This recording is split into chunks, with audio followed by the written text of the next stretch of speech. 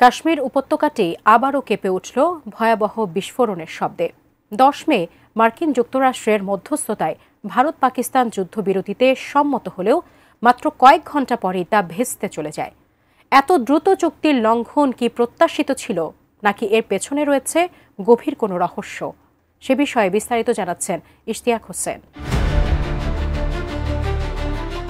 শ্রীনগরের আকাশে 10 মে শনিবার রাতে হঠাৎই শোনা যায় একের পর এক বিস্ফোরণের শব্দ।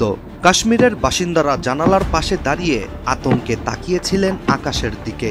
আন্তর্জাতিক গণমাধ্যম এএফপি ও বিবিসির সাংবাদিকরাও নিশ্চিত করেছেন বিস্ফোরণের শব্দ।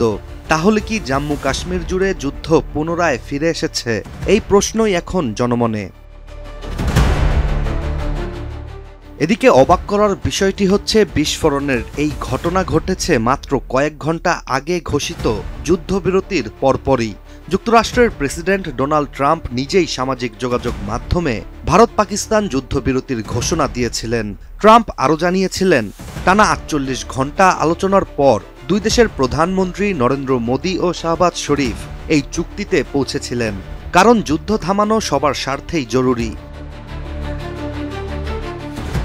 অ্যান্টিব্যাকটেরিয়াল অ্যাডিটিভ যুক্ত সেরা ওয়াটার ট্যাঙ্ক বিশুদ্ধ পানিতে ব্যাকটেরিয়া জন্মাতে দেয় না। ভারত পাকিস্তানের মধ্যে চলমান এই উত্তেজনার পর যুদ্ধবিরতির এই খবর ছড়িয়ে পড়তেই বিশ্বজুড়ে এক প্রকার শান্তির ছায়া পড়েছিল।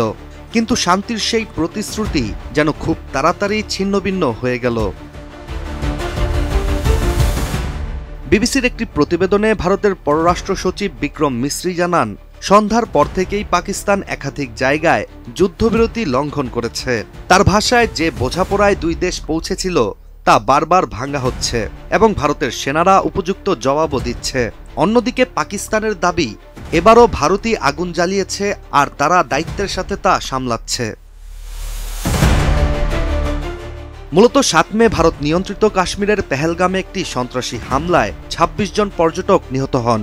ভারতের দাবি, ওই হামলায় পাকিস্তানের মদদ ছিল, কিন্তু পাকিস্তান তা বরাবরই অস্বীকার করেছে। এরপরই শুরু হয় বিমান হামলা, ড্রোন স্ট্রাইক, আর্টিলারি শেলিং। দুই দেশের পাল্টাপাল্টি আক্রমণ যেন কয়েক মুহূর্তে বাস্তব যুদ্ধে রূপ নেয়। এদিকে বিগত কয়েকদিনে পাকিস্তানের গোলাবর্ষণে ভারতের 21 জন বেসামরিক নাগরিক নিহত হয়েছে বলে দাবি নয়াদিল্লির। এছাড়া ভারতের বিমান হামলায় নিজেদের অন্তত 36 জন বাসিন্দা মারা গিয়েছে বলেও দাবি করছে পাকিস্তান। বিশ্লেষকদের মতে, ভয়াবহ এই উত্তেজনার মধ্যেই আসা যুদ্ধবিরতির ঘোষণা ছিল একটি আশার আলো, কিন্তু সেই আলো এত দ্রুত নিভে যাবে কেউ হয়তো ভাবেনি। কাশ্মীরের মুখ্যমন্ত্রী ওমর আবদুল্লাহ সামাজিক যোগাযোগ মাধ্যমে লিখেছেন, সবে হওয়া যুদ্ধবিরতি কি তবে ছাইয়ে পরিণত হলো? শ্রীনগর জুড়ে বিস্ফোরণের শব্দ শোনা যাচ্ছে। আন্তর্জাতিক মহল এখন কি পদক্ষেপ নেয় তাই দেখার বিষয়। তবে এই যুদ্ধবিরতি কি কাগজে কলমে থাকবে না বাস্তবে? কাশ্মীর কি আবার পরিণত হবে দুই পরমাণু শক্তিধর দেশের রণক্ষেত্রে? এমন আলোচনাই চলছে এখন বিশ্বজুড়ে। Ishtiaq Hossain, ATN news.